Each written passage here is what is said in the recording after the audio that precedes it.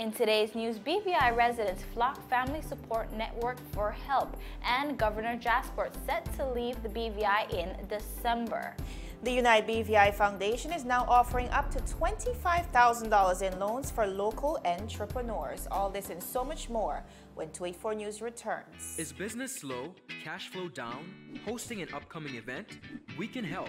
Advertise with 284 Media and take your business or event to the next level by enhancing your present marketing and messaging strategies. Allow our team of experts to create a personalized ad that sets your business apart from all the rest. This could be your business or event. So, what are you waiting for? Contact our marketing team at 284media at cctbvi.com. Advertising with us works. Viewers, welcome to 284 News. It is Thursday, September 17th, 2020. Another beautiful day here in the British Virgin Islands. My name is Javon Wilson. And I am Kyla Kenisha Forbes. Welcome, viewers, to another edition of 284 News. Javon, I'm glad to be back. And we have so much for the viewers today. Well, not before I ask you, how was your birthday, Kyla? Because we know you took some time off to enjoy your birthday. It was good. Of course, we're in different times, but I think 2020 definitely highlights what really matters. Yes. So I definitely soaked that in. I saw that you and Ron was missing me. So I definitely appreciate... We held down the fort. No worries. Yes, you did. So I definitely appreciate that. But yeah, it's definitely a blessing to have seen this birthday this year. Well, you are a blessing. So we're very happy that you enjoyed your birthday. But viewers, lots going on in the territory as a result of the economic fallout following COVID-19, Kyla. We are seeing scores of persons lining up at the Family Support Network to get help. Today we're speaking to Miss Marriage Hodge Wright. She is the acting director of the Family Support Network, who is going to tell us all about the extreme nature of persons reaching out for help. Clearly those numbers have increased significantly. So today we will be speaking to her live just to understand the scope of the situation on the ground and how you two viewers can be a part of the process as it relates to help. Governor Jaspert, our very own governor, His Excellency, he's leaving the BVI. Wow. We've known him to be a part of the BVI family for quite a number of years. Yeah. And I think of all the governors, he may have been one of the most personable, certainly one of the governors that was on the ground a lot. And persons really look to him as part of the BVI family.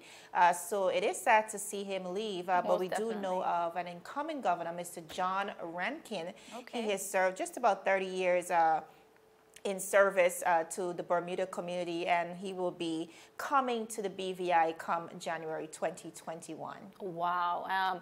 Javon, also what is happening, we see where the Iris O'Neill Medical Center over in Virgin Gorda is now offering a myriad of services, and I think this is absolutely amazing, and we'll be diving into that a bit more, having some quotes from Natasha Frett, and we're just definitely going to dive into that and get that information there. But also too, we see where Carnival, we all know it, the cruise line, is actually scheduled for 2020 to sell up to 18 cruise ships, and we know that the cruise industry have really seen a hit when it comes to COVID-19, and really not Carnival will not be setting sail again till 2021.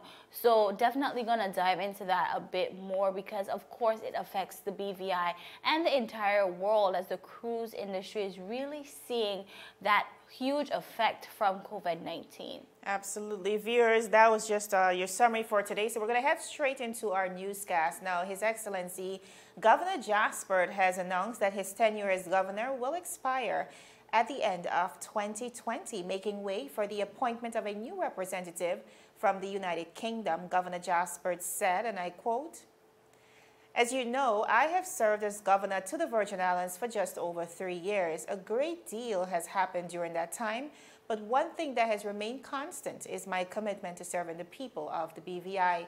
Many of you will be aware that I am due to finish my time as governor at the end of 2020. As I approach the end of my appointment as governor, I would like to update on the many plans for my succession.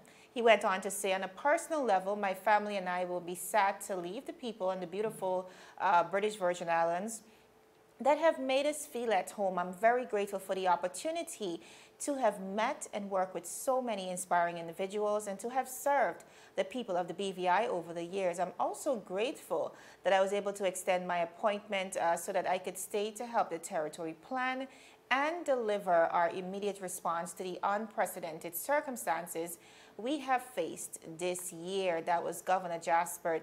Now, viewers, the new governor has been identified as Mr. John Rankin, CMG, who is, like we said initially, has contributed over 30 years of experience in the public service, most recently serving as the governor to Bermuda. He is set to begin in the new year. Now, Kyla, Governor Jaspert expressed his confidence in the incoming governor. He said, and I quote, "After discussion with Mr. Rankin, I felt that a new governor should have time to settle ahead of the new financial cycle, hurricane season, as well as other opportunities and challenges that 2021 may bring. Mr. Rankin will be an excellent governor to the Virgin Islands," end of quote. Now, the governor, of course, Governor Jaspert, further reiterated his commitment to finishing the term strong, adding, and I quote, "In the next months, I remain firmly focused on the key issues facing the territory. This includes helping the territory to implement the next phases of COVID-19 response, continuing hurricane preparedness work through the season, improving our security and justice systems so that they continue to deliver for the people, and supporting good governance and public sector transformation. I will also be working to ensure a smooth transition to my successor in the new year." That was His Excellency Governor Jaspert. Now, as we can all recall, Governor Jaspert was sworn in as the 13th governor of the Virgin Islands at the swearing-in and welcome ceremony that was held on August 22nd of 2017, and will serve and served 2 consecutive years. So by the end of his term in December, it would have been 2 consecutive terms.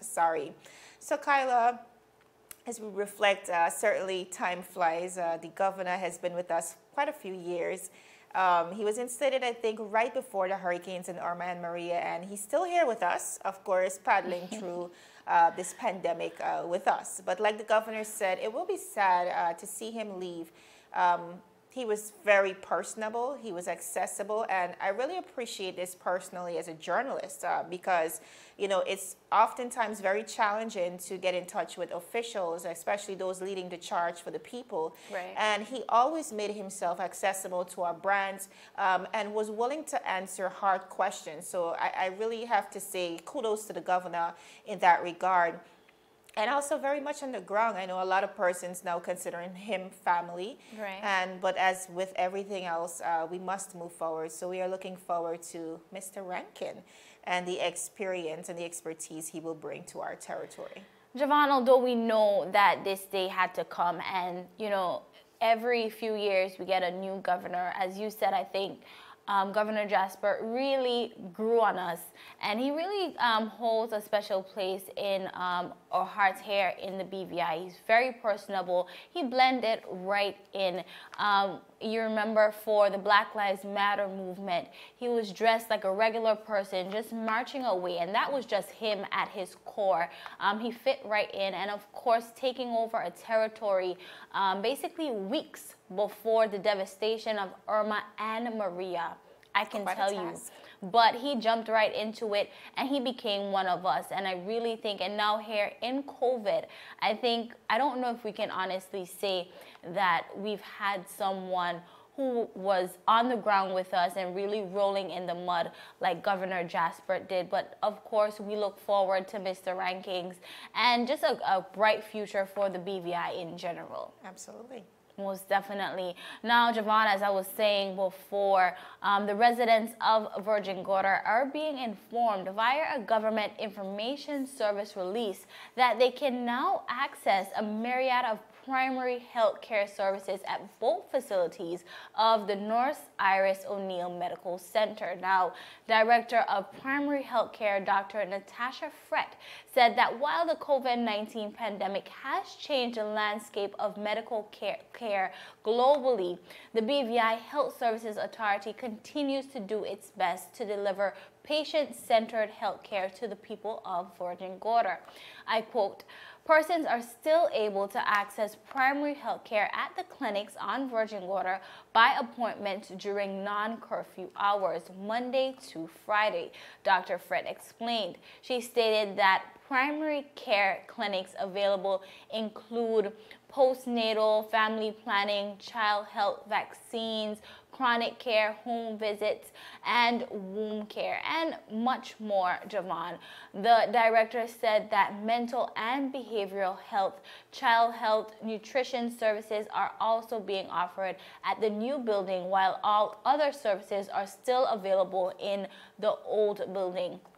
Once again, I quote, "In the coming months, we will commission new services including diagnostic imaging, laboratory, and diabetes services, and so much more at the new facilities," she added. She stated that in an effort to maintain social distancing protocols, persons without an appointment are asked to call before arrival at the clinic, especially for COVID-19 related concerns.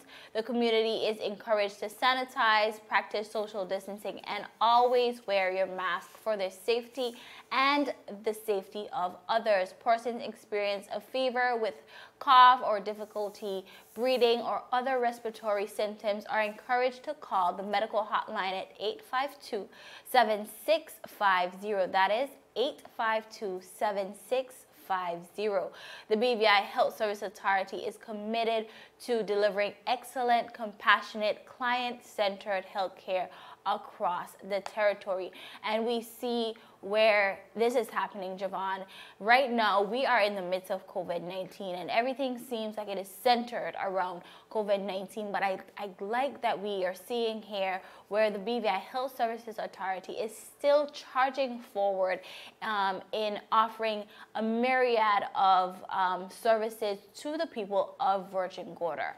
And Kyla, they so much deserve that. For so long, residents of the Sister Islands have had to travel all the way to Tortola, even in cases of emergency, especially in cases of emergency, to get quality health care. With the opening of this new health facility, I think residents were duly relieved. And especially, like you said, in light of COVID-19, a lot of our efforts, our health efforts have been channeled towards combating the COVID-19 virus. And of course, persons in our wider community who depend on health care were at a standstill. They were suffering, Kyla, because of the social distancing aspect, the protocols in place. Persons would have needed to book appointments, and so we take on a whole different narrative of how we go about getting health care across the board, but specifically for Virgin Gorda, where it was already so limited. So I'm very happy that the residents of Virgin Gorda are able to tap into what they need as it relates to health care, and want to wish all the staff and everybody over there in Virgin Gorda all the best.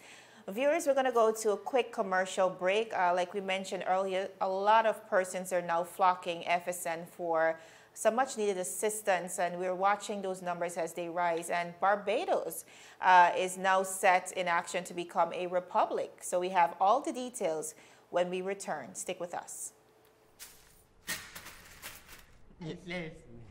You want top of power? You want top of power? Join the prepaid party with CCT and enjoy more affordable data plans, more top-up promotions, more savings with hero bundles, and more value for your money each and every Tuesday with Top Up Turn Up Tuesday. Visit a CCT store today or anywhere CCT Top Up is sold and top up your phone. 5, 10, 15, 20, 25, 30. You want top of power?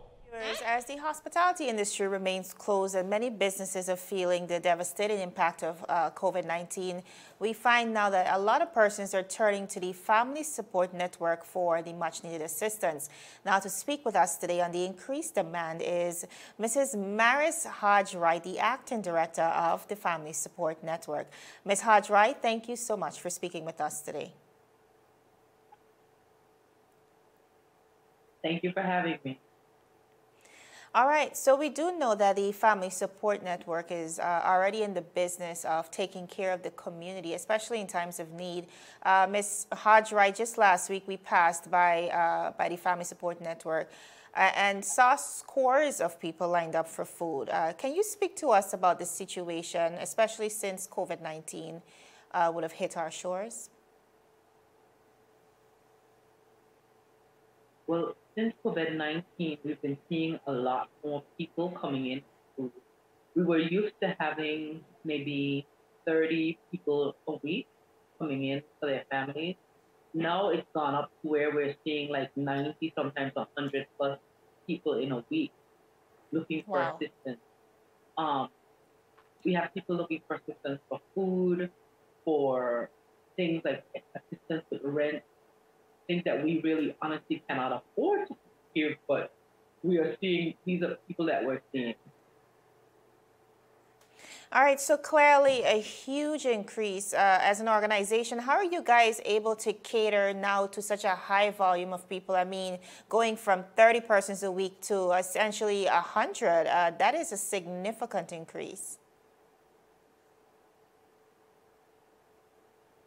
Well, we're grateful to the people in the community. A lot of persons and a lot of organizations, like the Rotary and a lot of individuals, will not call, just in case I forget anyone, have been really coming in and helping. We've had people drive by and see the numbers, go to the supermarket and send cases of stuff, and that has really been helpful. I don't think people realize how much help on how much food goes out in a week when you have those numbers.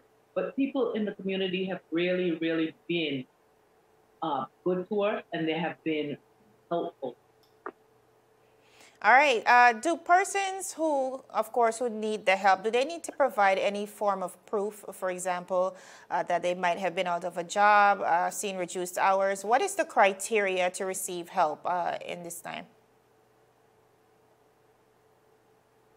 Okay, it is. They have to bring their NHI card if they have been laid off. They have to bring proof from their employers that they were laid off.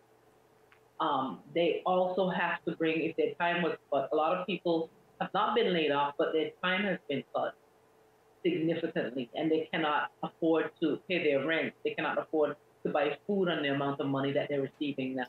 So they bring in proof of that. They also have to bring in proof of the amount of people in the household, because we don't just give, the same amount of food to everyone. If you live in a household with 5 people, then of course we're not going to give you the same amount of food as someone who lives by themselves or with just their partner. So they have to bring the NHI card or proof of the other people in the household so that we can avoid the duplication, and so that we can also have proof that there is that amount of people in your household. Indeed, I know you want to be able to verify that as well, because early in the lockdown, we know there were persons essentially trying to take advantage of the system. Now, you did mention that, of course, community-spirited individuals are really trying their best to support FSN, but I'm sure it's still somewhat difficult replenishing your pantry. How are you guys doing as it relates to that, and what do you want to say to persons who want to support you in this regard?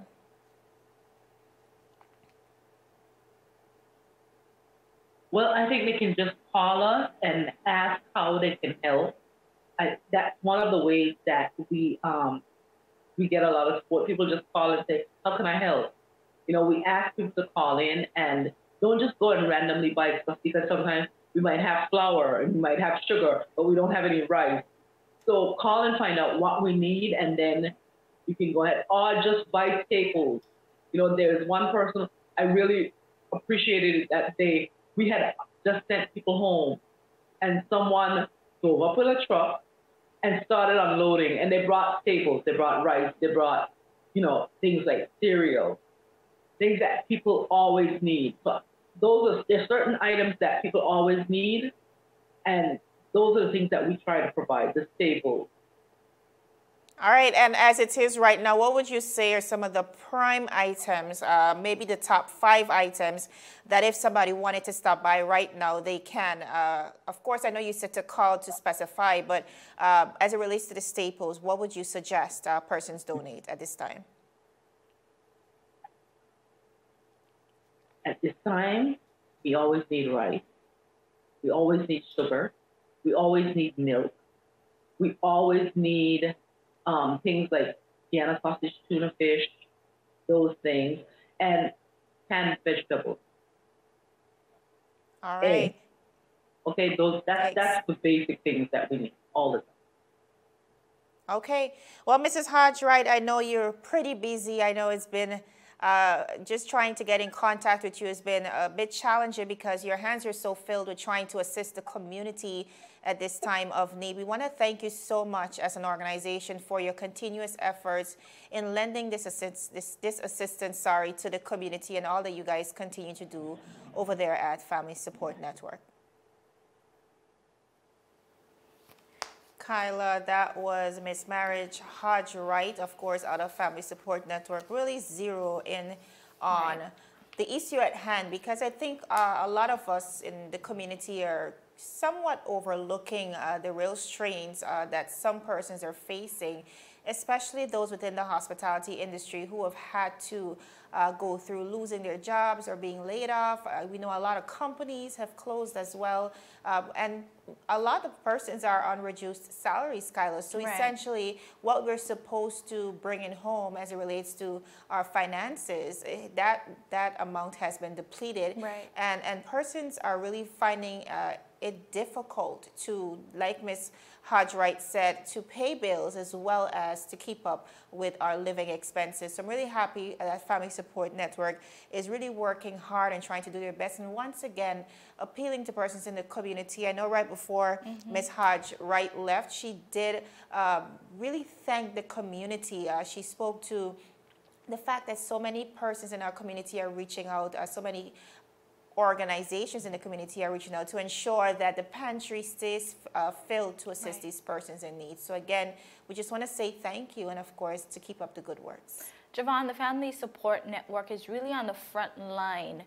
Those are the persons who see the most vulnerable of us as we're going through this pandemic. As you say, sometimes we could turn a blind eye, or we're just oblivious to the fact that persons are really hurting. But the Family Support Network has been and continue to be at the front line of helping families in the community when they are in distress and what is really happening. So we definitely want to thank them for their services, because Javon, I'm sure right now it cannot be easy for the staff over at this Family Support Network, trying to keep their pantries filled, trying to help as much persons as possible. So also we want to plead to persons in the community, if you can help, be sure to help, because we will all need it. COVID-19 has definitely put a hit on our shores here in the BVI. All right, viewers, we're going to go to a quick commercial break, but when we come back, we're discussing Carnival, the cruise line. They're trying to sell about 18 of their ships. All that and so much more when 284 News returns. Brilliant Hands and Minds tutoring services, one-on-one tutorials in math and English, intense homework assistance, academic enrichment, school projects, effective communication and public speaking development, sign language for adults and children on Saturdays only. Registered with the Virgin Islands High School Certificate Program, Brilliant Hands and Minds can help you too. Offering intense curriculum-based training to help you or your loved ones get their high school diploma. It's time to make your family's education a #1 priority. Hurry, space is limited. Brilliant Hands and Minds Learning Center. We are the trained education professionals.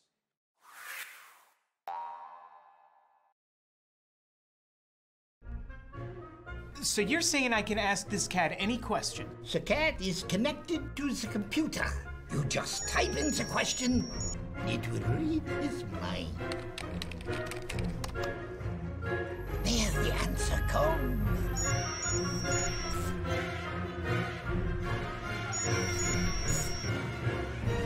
You're the man! I've been looking for this for weeks.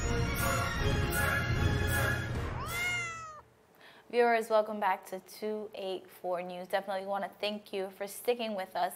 But as we close out this newscast, this last story, reports have been surfacing about Carnival Corp, which owns 9 cruise line brands. Among them are the Carnival Princess, Costa Cruises, and their main brand, Carnival, announced in its recent third quarter earnings report that it plans on selling 18 cruise ships in 2020.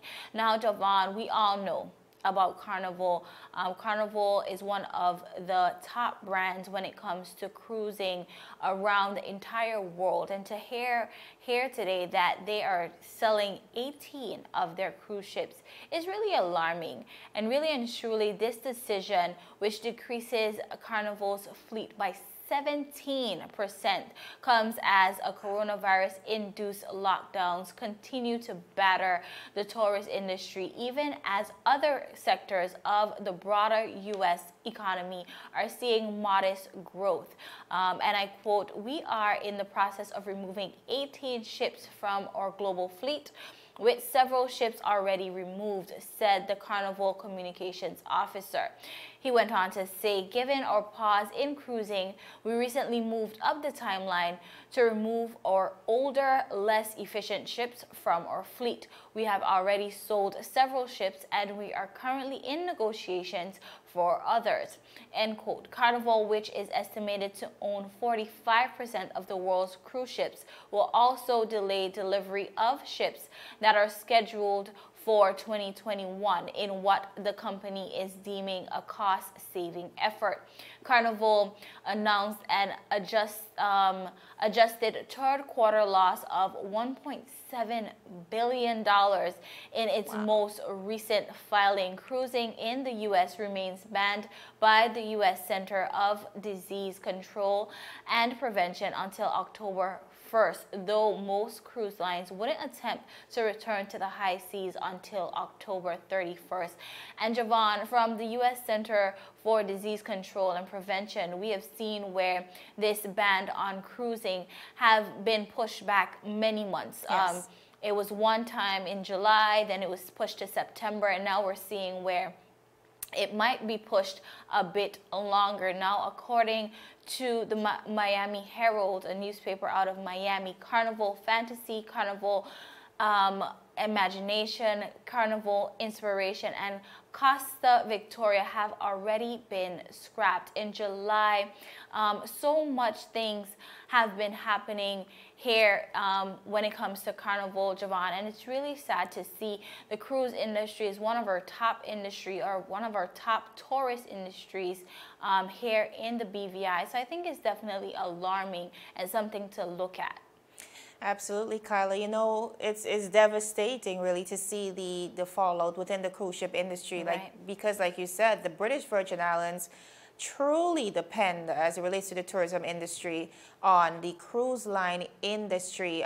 We have been working towards getting more overnight visitors, but for now, the prime amount, or the most significant amount, of our tourists visit us through this medium.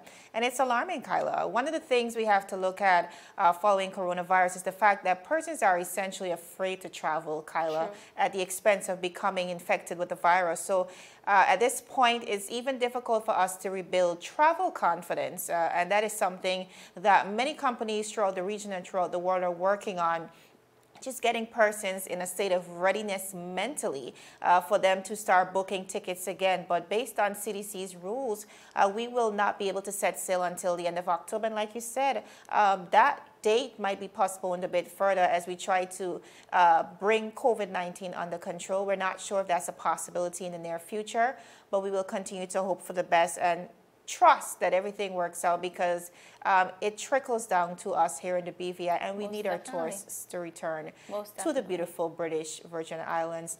Viewers, that is it for today's News Roundup. We're out of time, but you can follow us at 284media.com for updates. Like us on Facebook at 284 Media. We're on Instagram as well at 284BVI. My name is Javon Wilson. And I am Kyla Kenesha Forbes. Of course, we'll see you again tomorrow as we deliver your daily dose of local, regional, and international content. 284 News, your source for honest and impartial news right here on 284 Media. Have a happy Thursday, everybody.